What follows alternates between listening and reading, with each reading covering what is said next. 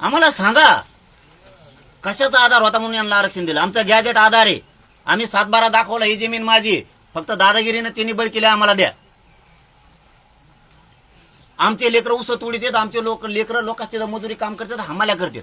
आमचं रान असून हे नसून कसं काय बळ केलंय रान. आम्ही तुम्हाला आरसा दाखवला.